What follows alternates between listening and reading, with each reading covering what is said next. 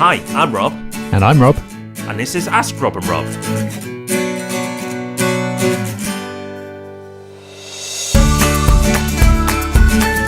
It's welcome. Thank you for joining us on Ask Rob and Rob. You know the drill. You ask a question, we answer it. It's dead simple, but we keep on doing it because it works. That's why we do this every Tuesday. We can only keep doing it every Tuesday, though, if you send your questions in. We've got 2 crackers for today, but before we hear those, Rob, run us through the all-important numbers. Yeah, so if you want to call in and leave us your question, it's 013 808 00035, or you can do it via a website on your phone or your desktop, and the link you need for that is thepropertyhub.net/ask. And that's exactly what Guy has done, and he's got a question about yields. Hi Rob and Rob, this is Guy from Wakefield. I apologise because I only got to discover you guys in the last couple of months, so I'm still doing a lot of catching up, and apologies if this question has already been asked and answered. But I just wonder what you guys consider is a high yield for rent. I've got a few properties in Yorkshire and I'm getting about 5 or 6% yield. I'm in the market to buy another 1 or 2, and I just wondered, is higher than 5 or 6% still achievable in today's climate, or what I should perhaps consider for my next purchase to get a higher yield? Any advice? Amazing. Thanks very much. Enjoy the podcast, and cheers. Okay, thank you, Guy. Not an uncommon question at all. Very hard for people to figure out what's achievable, I think. The first thing to do is to work out what we're talking about. So whenever anyone is talking to you about yield, make sure, first of all, you're both talking about the same thing. So what it sounds like is that Guy is talking about gross yield. So that is the annual rent divided by the purchase price. There's also net yield. There's also ROI. ROI really, as we've said before, is the all-important measure. That's the one that matters. But gross yield is a decent first filter for counting a property in or out, seeing if it merits further investigation. So now I've set it up, I'm going to hand over to you for the tricky part, Rob. Is 5 or 6% still achievable? Could Guy do even better? What do you think? He could do better and he could do worse. It depends on where he's investing. Yes, you can absolutely get a better yield than 5 to 6%, but is it a better area? The thing is, Guy, where you live, you've probably seen yields diminish. You know, you had a higher yield a few years ago, and now it's less. But what you've probably had, and the cause of that, is capital growth. So your area's capital values have improved. And actually, if you probably look at the numbers, you've probably made more from that growth than you have the yield. But it doesn't mean you have to accept that yield. You can do, and carry on investing, and you may get more of that growth, which is ace. Or you may look to other areas where that growth hasn't kicked in yet and get that sort of yield that you're after. Now, you have to be careful you don't chase yield too hard, because this is what happens as the market heats up. And we are not far away, I feel, from a boom in the Midlands and the North. Because what will happen is property prices will increase and therefore yields will reduce. And people will still chase yield. And they'll chase them into areas they may not normally have ventured into a few years ago. So areas that aren't as nice is probably the best way of putting it.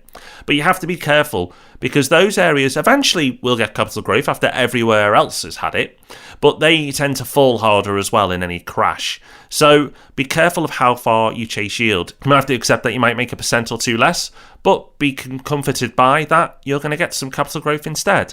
And actually, 1% here or there, is it life-changing? I'd suggest not. So I'd focus on fundamentals first, as long as it's a semi-acceptable yield, and go from it that point of view. But of course, it depends on your strategy, whether you're in for this for the long term or you need a short-term income now. There's so many variables. But like I started with this answer, can you get that yield? Yes. Can you do better? Yes. Can you do worse? Yes. It just depends on what's most important to you right now. Yeah, I think that's a great point. Guy said, is there anything I should consider for my next purchase to get a higher yield? And of course, everyone would rather have a higher yield than a lower yield. But if high yield is the most important thing to you, then you should probably be looking at specifically high yielding investments, things like HMOs.